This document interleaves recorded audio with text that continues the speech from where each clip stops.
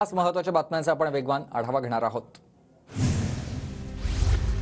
शरद पवार राज्यव्यापी दौरा करणार असल्याची सूत्रांची माहिती। 15 आणि 17 फेब्रुवारीला बारामती दौरा असेल, तर 18 तारखेला पवारांचा पुरंदर दौरा, 21 फेब्रुवारीला वळसे पाटलांच्या मतदारसंघात दौरा असेल, सूत्रांची माहिती। पुण्याच्या हडपसरमध्ये शरद पवार गटाचा मेळावा, प्रदेशाध्यक्ष जयंत पाटील मार्गदर्शन करणार। पक्षाला नवं नाव मिळाल्यानंतर पहिला जाहीर मेळावा। राष्ट्रीय सहकारी विकास महामंडळाच्या जनरल काउन्सिल सदस्यपदी हर्षवर्धन पाटील यांची नियुक्ती। केंद्रीय मंत्री अमित शहांकडून हर्षवर्धन पाटील यांची निवड। तुम्ही 3 वेळा आमचं आरक्षण मिळवून दिलं नाही, आता काही झालं तर मंडल आयोगाला चॅलेंज करणारच, मनोज जरांगेंचा इशारा। भुजबळ राजीनामा देणार नाहीत, दुसऱ्यांचे राजीनामे घेणारे आहेत। जरांगे पाटलांची भुजबळ यांच्यावर टीका, तर भुजबळांनी नाभिक समाजाची माफी मागावी, जरांगेंची मागणी। नाशिक दौऱ्यादरम्यान मनोज जरांगे यांचं जंगी स्वागत करण्यात आलं। मनोज जरांगेंवर नाशिकमध्ये जागोजागी फुलांची उधळण झाली। सोलापूरच्या लवळ गावातील लोकर परिवारातील तब्बल 86 जणांना कुणबी प्रमाणपत्र, मराठा समन्वयकांसमोर आनंदोत्सव साजरा केला। भंडारा जिल्ह्यात ओबीसी जनगणना संकल्प यात्रा, शहापूर, मोहदुरा, टवेपार इथं यात्रेचं आयोजन आणि ओबीसी बांधवांसाठी मोठ्या संख्येनं उपस्थिती पाहायला मिळाली। जळगावच्या रावरमध्ये आगामी लोकसभा निवडणुकीच्या पार्श्वभूमीवर जिल्हाधिकाऱ्यांची बैठक संपन्न। नगरपालिका, पंचायत समिती, तहसीलच्या कामाचा घेतला आढावा। पोलीस दलातील वरिष्ठ अधिकाऱ्यांची उद्या नाशकात बैठक। राज्यातील सध्याची स्थिती आणि कायदा सुव्यवस्थेवर चर्चा होणार। सर्व पोलीस अधीक्षक तसंच पोलीस आयुक्त हजर राहणार। बीडमध्ये शरद पवार गटाला धक्का, युवा उद्योजक रोहन गायकवाड यांचा 500 कार्यकर्त्यांसह अजित पवार गटात प्रवेश। नागपूरमध्ये गाव चलो अभियान अंतर्गत विविध पक्षातील पदाधिकाऱ्यांचा भाजपात प्रवेश। शेकाप, शरद पवार गट आणि काँग्रेसच्या स्थानिक नेत्यांचा भाजपात प्रवेश। पुण्याच्या आंबेगावमधील 6 ग्रामपंचायतीचा आरक्षण सोडत कार्यक्रम जाहीर। सोडत जाहीर झाल्याचा अहवाल राज्य निवडणूक आयोग आणि तहसीलदार कार्यालयाकडे सादर। रावेरमध्ये आगामी लोकसभा निवडणुकीच्या पार्श्वभूमीवर जिल्हाधिकाऱ्यांची बैठक संपन्न। नगरपालिका, पंचायत समिती, तहसीलच्या कामाचा घेतला आढावा। बुलढाणा जिल्हा परिषदेत उशिरा येणाऱ्या कर्मचारी आणि अधिकाऱ्यांवर आता कारवाई होणार आहे। नवीन सीईओंनी इशारा दिलाय।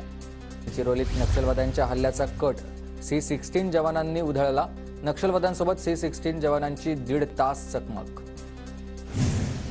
रत्नागिरीच्या गणपतीपुळ्यात यंदाही माघी गणेशोत्सव जल्लोषात साजरा होणार।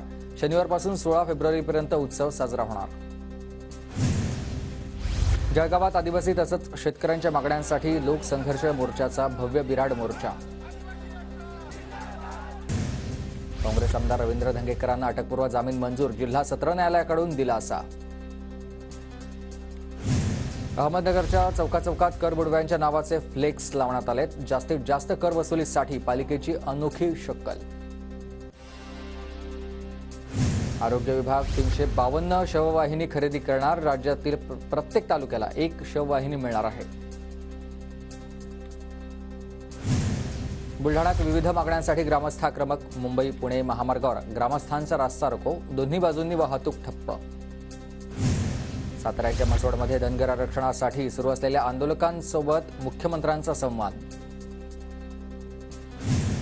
छत्रपती संभाजीनगरच्या सिल्लोडमध्ये अब्दुल सत्तारांविरोधात अनोखं आंदोलन। अब्दुल सत्तारांनी जमीन प्रकरणामध्ये फसवलेले तक्रारदार आज तक्रार करणार। अमरावतीत सोयाबीनची शासकीय खरेदी 4 दिवसातच थांबली। जिल्ह्यात अजून 4 लाख क्विंटल सोयाबीन विक्री पडूनच आहे। जळगावच्या चोपडामध्ये आशा सेविकांचा तहसील कार्यालयावर विविध मागण्यांसाठी मोर्चा।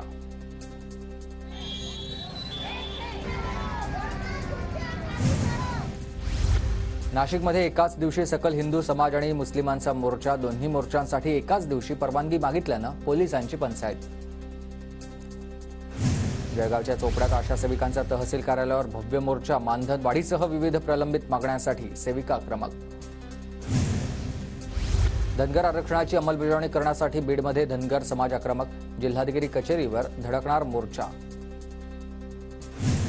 पुण्यातील शिवणे भागात आम आदमी पार्टीचं अनोखं आंदोलन। 5 वर्षांपासून बंद असणाऱ्या सिग्नल यंत्रणेची पूजा घालत वाहतूक कोंडीसह प्रशासनाचा निषेध। पंतप्रधान नरेंद्र मोदींना राजघराण्याच्या वतीनं शिवसन्मान राष्ट्रीय पुरस्कार जाहीर. उदयनराजेंकडून 19 तारखेला होणाऱ्या कार्यक्रमाच्या तयारीचा आढावा. बागेश्वर धामचे धीरेंद्र शास्त्री पुण्यातील संत ज्ञानेश्वर महाराजांच्या आळंदीत. संत ज्ञानेश्वर महाराजांच्या समाधीचं घेतलंय दर्शन. नागपूरच्या काटोलमध्ये उपमुख्यमंत्री देवेंद्र फडणवीसांची चाय पे चर्चा. गावच्या टपरीवरील चहा पीत फडणवीसांचा नागरिकांशी संवाद. अहमदनगरच्या राहाता नगरपालिकेचा कचरा वाहतूक करणारी अनेक वाहनं नादुरुस्त आहेत. नागरिकांवर आता घंटागाडीला धक्का देण्याची वेळ आली आहे. दिल्लीत पार पडलेल्या आंतरराष्ट्रीय बीमस्टेक स्पर्धेत सोलापूरच्या श्रावणी सूर्यवंशीनं पटकावलंय सिल्वर मेडल. पालघरच्या विक्रमगडमधील देहर्जे धरणाच्या प्रकल्पग्रस्तांचं पुनर्वसन करण्याआधीच धरणाचं 40% काम पूर्ण. वर्ध्याच्या आर्वी तालुक्यात गवळालू जनावरांचं प्रदर्शन आणि प्रकल्प लोकार्पण सोहळा संपन्न. प्रदर्शनाला पशुपालकांचा उत्स्फूर्त प्रतिसाद. वर्ध्याच्या देवळी कृषी उत्पन्न बाजार समितीत 2 दिवसांसाठी कापूस खरेदी बंद. आवक जास्त झाल्याचं सांगून 2 दिवस बाजार समिती बंद. नांदेड जिल्ह्यात पोषक वातावरणामुळे टाकळकी ज्वारीच्या पिकाला बहर आलाय. शेतकऱ्यांमध्ये समाधानाचं वातावरण आहे. नांदेडमध्ये सेंद्रिय शेतीतून गावरान चिकूची लागवड. शेतकऱ्याला लाखोंचं उत्पन्न. नांदेडमध्ये AQ प्रतीच्या कापसाची किमान हमीदरानं खरेदी सुरू. शेतकऱ्यांना नजीकच्या CCI केंद्रावर कापूस विक्री करण्याचं कापूस उत्पादक महासंघाचं आवाहन. अमरावतीत अवकाळीनं नुकसान झालेल्या शेतकऱ्यांसाठी 358 कोटींचा निधी मंजूर. वाढीव निकषानं मिळणाऱ्या शेतकऱ्यांना मदत मिळणार आहे. सांगलीतील म्हशाळचा कालवा ओव्हरफ्लो आणि कालव्यातील पाणी शेतात शिरलंय. शेतजमिनीसह पिकांचं मोठं नुकसान झालंय. रत्नागिरी जिल्ह्यात वनविभागाकडून गेल्या 10 वर्षात 31 बिबट्यांना जीवदान. बिबट्यांची संख्या घटल्यानं वनविभागाकडून चिंता व्यक्त. बुलढाण्यात ऑनलाईन फसवणूक प्रकरणी मध्य प्रदेशातून 2 अटक. आरोपींना 4 दिवसांची पोलीस कोठडी. सायबर पोलिसांची कारवाई.